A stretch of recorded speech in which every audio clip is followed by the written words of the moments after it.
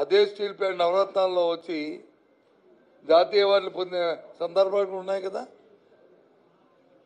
Management సరిలేకపోతే, దానికి కావాల్సిన మౌలిక సదుపాయాలు మనం కల్పించలేకపోతే ఏ సంస్థనే అదే వస్తుంది. కేంద్ర ప్రభుత్వం ఉన్న ఎందుకు సైడ్లో విలీనం చేయమంటున్నారు?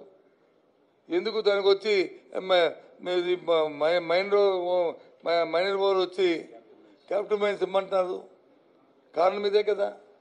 కానీ దానికోసం మరి మొత్తం ఉద్యోగులు తీసేస్తాం, ప్రైవేట్ పనులు చేస్తామంటే అది ధర్మా చెప్పండి?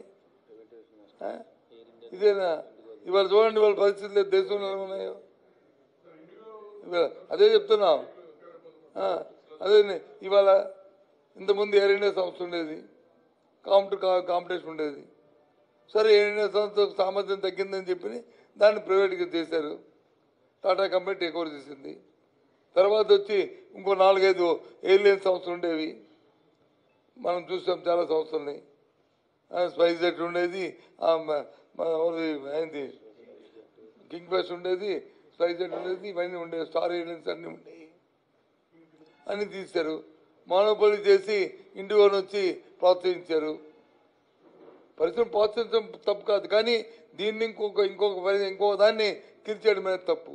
స్టీల్ ప్లాంట్ ఉన్న ఎంప్లాయీస్ వాళ్ళందరూ కూడా ఎందుకు పనిచేయరు, వాళ్ళు సోమరపోతులు అని ముఖ్యమంత్రి స్థాయిలో అది మాట్లాడటం అది ధర్మం? అది ధర్మం కాదు కదా.